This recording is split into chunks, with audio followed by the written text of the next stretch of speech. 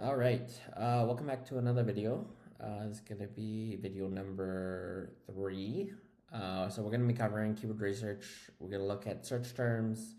We're going to evaluate cost per click and see if it makes sense on a profit level. From there, we're going to dive a bit into the SEO side. Take a look at how we're optimized, where we are optimized compared to our competitors, root words, and just all that good stuff there. So let's jump into the search terms, and just this is more or so trying to get a feel for the market. So this is our product right here. Currently at 4.5 stars, priced at $49.99, which I can see is much higher than the rest of the competition.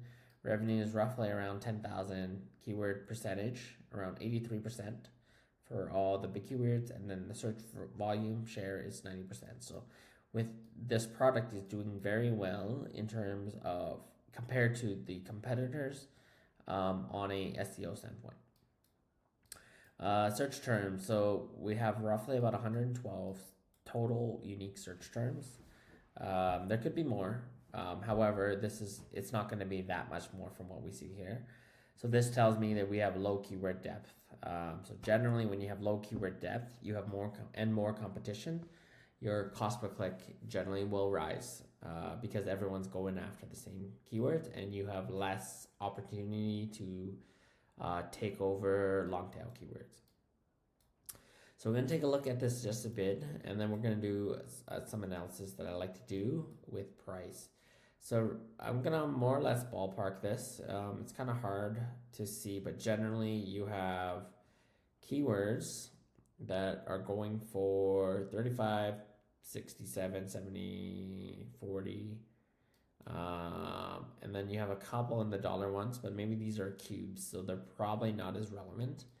So our cost per click is probably in the 70, 80 cents range is my best guess.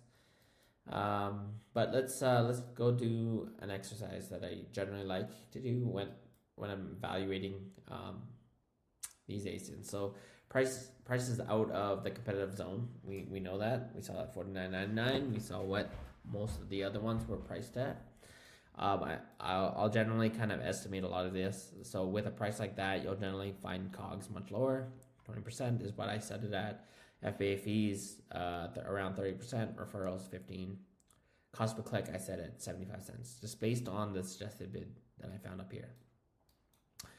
Okay, so with all that said, I will then start to perform a elasticity test. Basically, with a change in my conversion rate, what does it do to my margin? So I'm estimating 100 clicks, and this is the data that comes out of it. So being priced at where we're at, we're able to generate gross margin percentages at around 5%, 20%, 25%, 27%. So some of these margins right here are very healthy, as long as I can have a conversion rate at around 10%. So I'll always keep that in mind, so that when I'm actually tracking my conversion rate stats, this would be the golden number. I know that if I'm less than 10%, it's actually going to be very hard to generate a profit here. So generally you want to keep it a little bit higher, because it's hard to run a business at around 5%. So that's how I like to think of it. So let's do a secondary analysis here. So let's just say we set our price down to something more competitive. We run through the numbers, do the same elasticity, and you can see that I need to convert, for me anyways, must be at least higher than 10%, more likely 15 to 20% minimum. Generally, I don't like to run at a percentage that's less than 10% here as a margin. So really hovering around here would be the golden range here. So around 15%. If I can achieve that at this price, then I know where my limits on price is.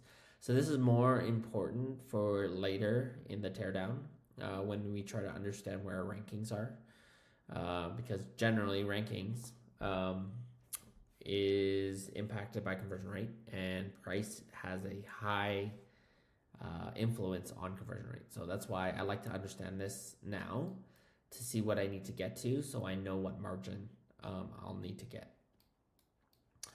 Okay, so let's dive into the SEO side of things now. So we're taking a look at search volume percentage. We're around 75%. Exact matches, we have about a 48%. We're on 85% of the routes and 97% of the search volume. So when it comes to the SEO side, the listing is at the very top and it's better than all the other competitors. This makes sense because the percentage here for keywords on page 1 is high. So basically giving the listing its best chance to be indexed across all the routes and all the different keywords.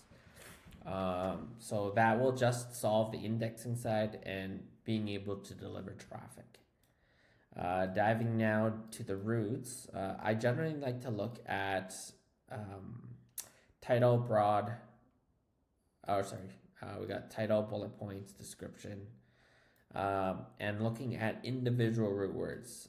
And I would only look at a double if it has a good amount of volume, etc. So I'll start off with just singles, so single words. We got organizer, closet, hanging, travel, suitcase, carry, luggage, shelves, clothes, and packing. We're taking a look at the title. So I generally will want to have every single one of these keywords in the title. So I can see that shelves is not. That could be something that I could add in.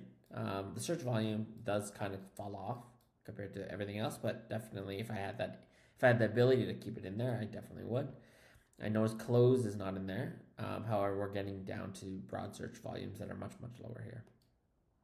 So more or less, these are the big ones up here where we have sufficient coverage on all fronts. So generally, that's probably why on an SEO standpoint, it's way up there. So not too much of a concern. And then for the exact match, I generally like to go down the list and try to make sure that each one of these keywords is in the title. It just kind of helps when you kind of start off on the indexing side. So that's kind of like looking at these green check boxes for the title, which is there in most of these cases. You can't have them all. You just want the most impact, and that seems to be done well on the root word side as well as the top exact match side.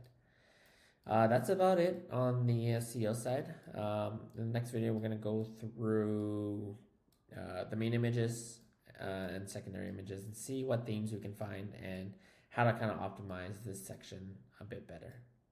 Stay tuned.